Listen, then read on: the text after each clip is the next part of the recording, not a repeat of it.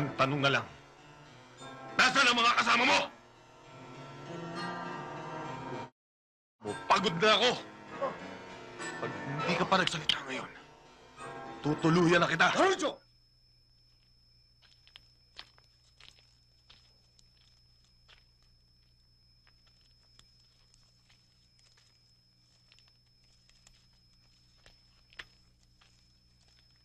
Tatay Byong.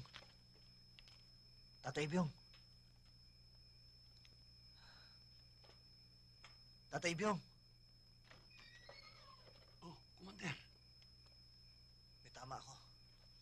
Ano nangyari? Halika.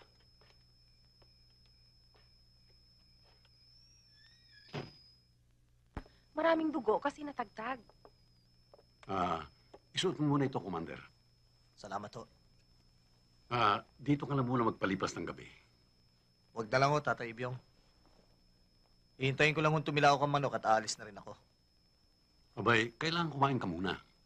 Nena, maganda ka ng pagkain. Mabuti pa.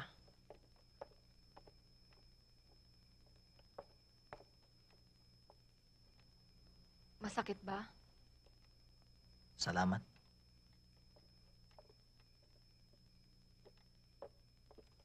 Huwag.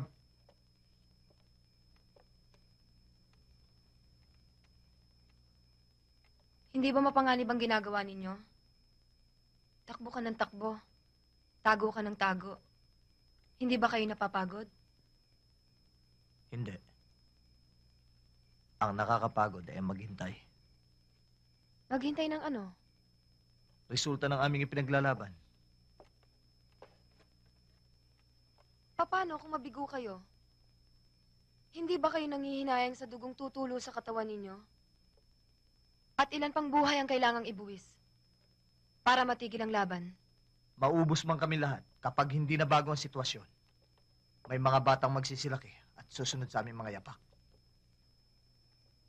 Hahawak sila ng baril upang ipagpatuloy ang aming ipinaglalaban.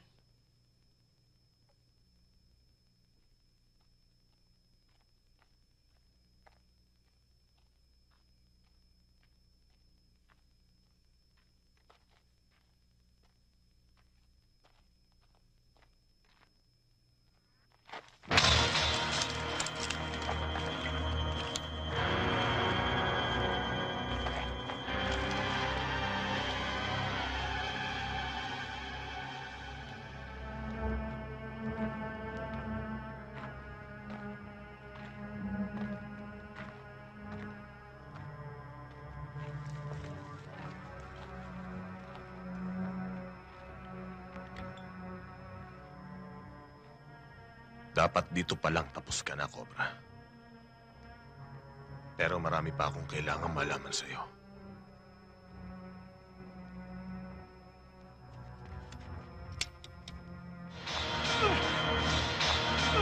Masakit ba? Dali niyan!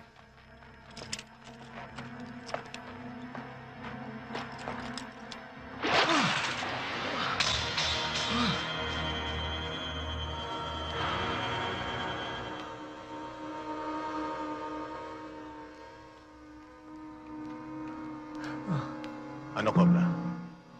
Magsasalita ka na ba? Nasaan ang mga tauhan mo? At saan kayo nagkukuta? Saan? Eh?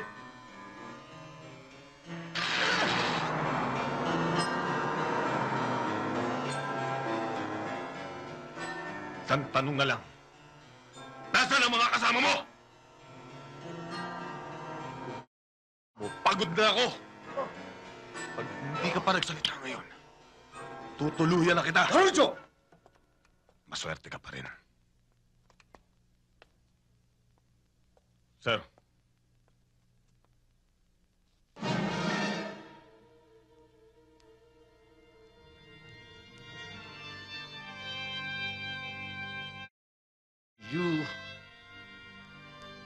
Wala akong karapatang gawin ito sa isang bihag.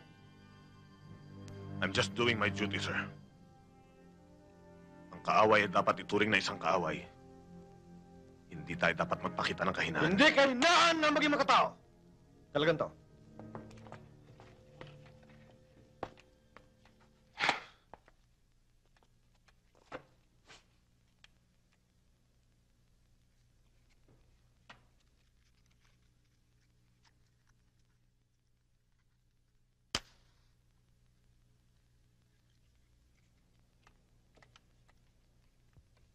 Anong masakit sa'yo?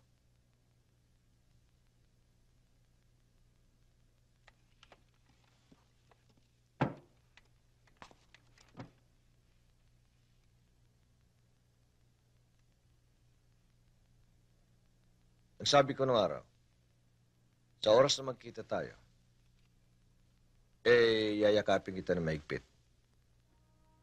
Pero hindi ko naman nakalayan magkita tayo sa ganitong pagkakataon. Alam mo, kuya, kung hindi ka lamang naka-uniforme, baka niyakap din kita.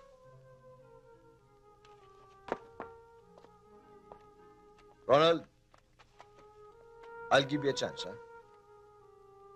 Kung makikipagtulungan ka sa amin, bibigyan kita ng proteksyon. Kahit kailan, hindi ako nabuhay ng para sa sarili ko lang.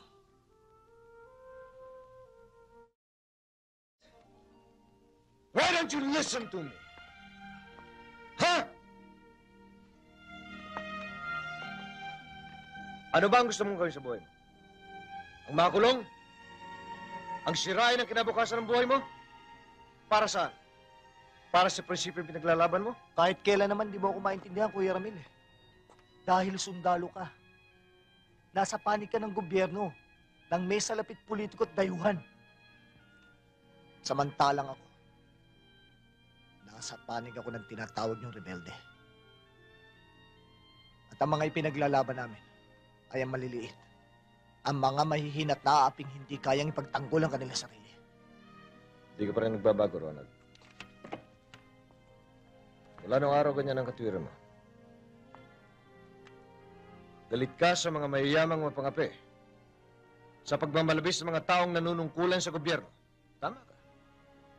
Pero huwag mong lalahatin sapagkat hindi lahat ng nasa gobyerno ay masasama. Meron din namang mabubuti. Eto, mag-isip ka.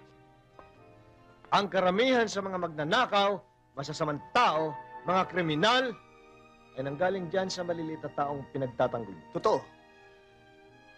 Pero naitanong niyo ba sa sarili niyo kung bakit sila naging kriminal? Inalam niyo ba ang ugat ng kanilang pagiging masama?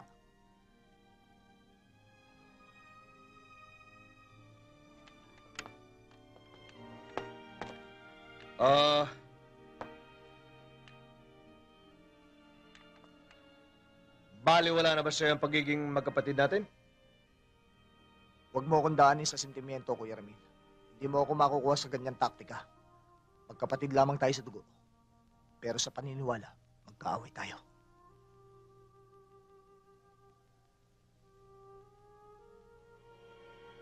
Bueno, kung yun ang paniniwala mo, wala akong magagawa.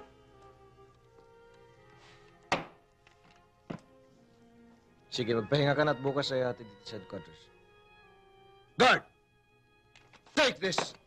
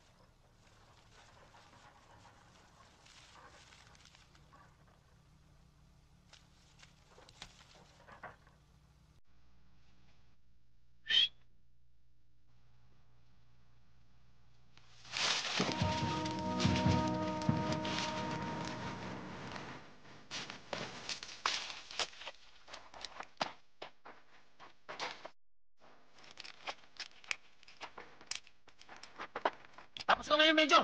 Diego! Iniligtas mo ako sa kamay ni Caruncho, Major Makan. Ngayon, nagbayad na ako. Patas na tayo. Tayo na!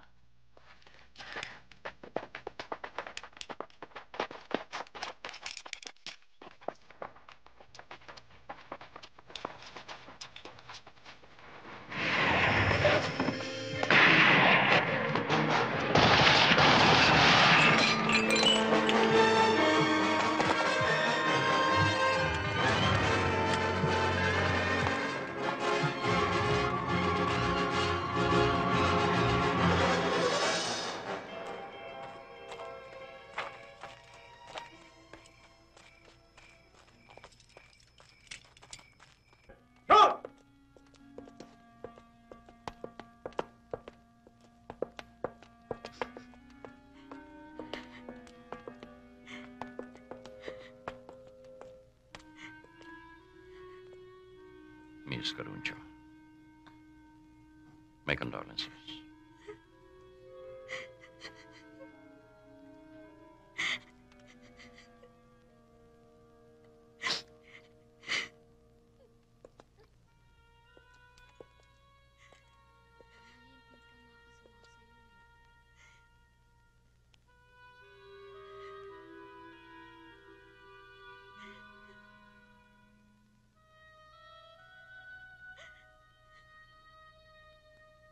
Major, this has gone too far. Kung sino man ang may kagawa nito, wipe them out. Yes, sir.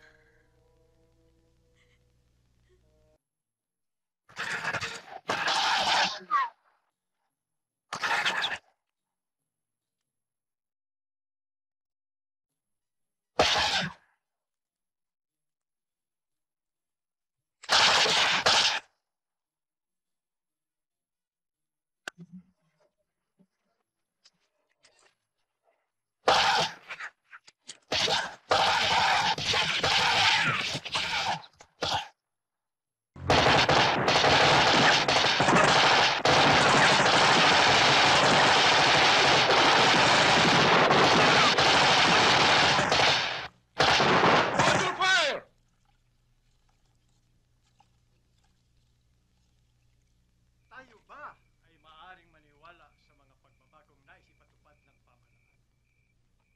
Samantalang sila na rin ang sumisira sa kanilang mga salita. Ilang taon na tayo nagtitiis. Nagdurusa. Umaasa. Upang pagkatapos ay mabigo lamang sa isang magandang pinabukas. Hindi ba ngayon na ang panahon upang tayo ay magising sa isang mabait na katotohanan? Kailangan ngayon na natin ipaglaban ang ating karapatan bilang mamamayan. Ngayon na ang panahon. Huwag na nating ipagpaliban pa. Ngayon na ang takdang panahon upang gisingin ang ating natutulog at nasisikil na diwa.